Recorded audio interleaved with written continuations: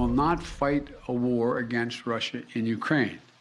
Direct confrontation between NATO and Russia is World War III, something we must strive to prevent. The fear of sparking a wider war with Russia is partly why this week the U.S. rejected Poland's proposal to send fighter jets to Ukraine via an American airbase in Germany. Meanwhile, diplomatic efforts continue with the German chancellor and French president talking to Vladimir Putin for more than an hour by phone yesterday. But they say Putin shows no sign he wants to end the war. Joining me now, the German ambassador to the United States, Emily Haber. Madam Ambassador, thank you very much for coming to the Sunday show. As I've mentioned, Chancellor Scholz, French President Macron, and Russian President Putin have spoken twice in the last few days. What off-ramps did they offer Putin to end the war? They spoke twice. Before speaking to Putin, they individually spoke to President Zelensky. These talks are coordinated at every level. And the sole purpose of these talks are to end the bloodshed and to achieve a ceasefire and to end the Russian aggression in Ukraine. It's important to keep these lines open. It's important because you have to break through the walls of insulation that defines the policy environment of the Russian president at this stage. And it's also important because you need to gauge the Russian reactions and the Russian nuances and possibly changes. But for the moment, as you say, these talks still need to be translated into a real change on the Russian side. Right. And Ambassador Haber, because I've heard you say this before, that, words are one thing and they have to be translated into action. Given the calls that the chancellor has had with President Putin, does it even seem like Putin even wants to turn rhetoric into action, that he even really, truly wants to end this war?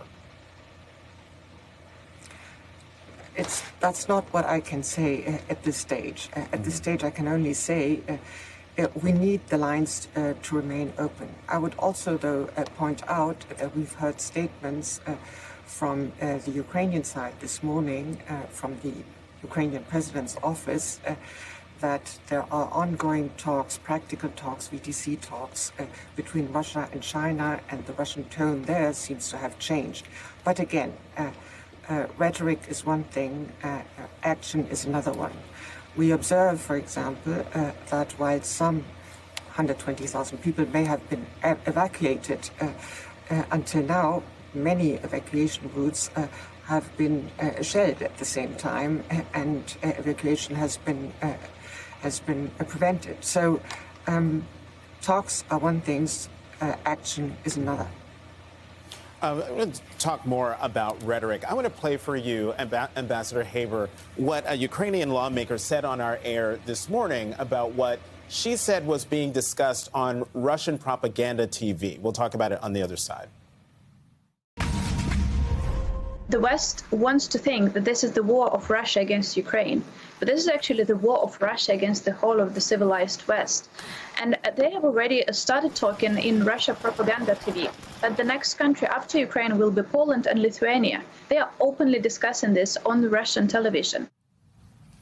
And so, Ambassador Haber, this might just be propaganda, but is the sea change in German policy, as you've described it, driven by a desire and need to keep Russia away from NATO countries in general and Germany's border in particular? Let me first comment on what the lawmaker said. It's true. It's a war against Ukraine, but it is also a war against the fundamental principles of the European peace order after the Second World War and after the Cold War. So, in a way, we are all affected. Turning to the sea change in German politics, it was produced by an unprovoked aggression, an unprovoked assault against a sovereign democratic country in the midst of Europe. And it triggered memories of another war that happened in this very geography, unleashed by Germany over 70 years ago. So that this could happen again, that an unimaginable war with devastating consequences could happen on the European continent that triggered a massive change in foreign policy thinking in Germany, in the thinking about defense, in the thinking about security, in the thinking about energy dependence. Only yesterday, for example, the German economic minister announced not only, of course, do we need the energy dependence from Russia, but it's going to be, the end to it is going to be accelerated. By autumn this year, we want to be out of the dependence from Russian coal. By end of this year, as far as we can, out of the dependence from Russian oil. Gas is another matter because of the infrastructure and because the gas market is not a global one. But even then, we are intent on putting an end in our dependence on fossil fuels from Russia, and that is a reaction to the unspeakable events we see in Europe, a war of aggression. Madam Ambassador, in the last segment, I was talking to our military analyst, Clint Watts, and he mentioned, the threats that they're hearing about the use of chemical weapons in Ukraine. What should the response be from the West if indeed Russian President Vladimir Putin uses chemical weapons against the people of Ukraine? Well, first of all, both in the United Nations and in the Organization for the Prohibition of Chemical Weapons, it has been made very clear that the Russian allegations on the Ukrainian programs are a figment of propaganda. They don't exist. But what exists is a Russian chemical and biological weapons program, and it has been used in the past. So we need to produce absolute clarity that we will not accept Russian false flag actions, and we'll call them out. Second, any such step which would include the use of internationally banned weapons would overstep a huge line.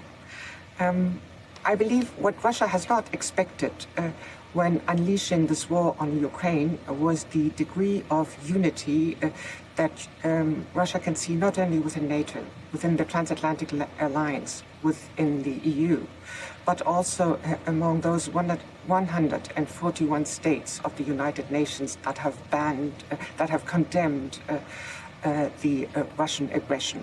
So our answer, our response, and our clear warnings to Russia is you will be confronted with the vast majority of the world community. And so far, our unity has been one of the surprises alongside with the robustly fierce resistance that the Russian aggression has met in Ukraine for the Russian president. And central to that is those sea changes in policy undertaken by Germany. German ambassador to the United States, Emily Haber, thank you very much for coming to the Sunday Show.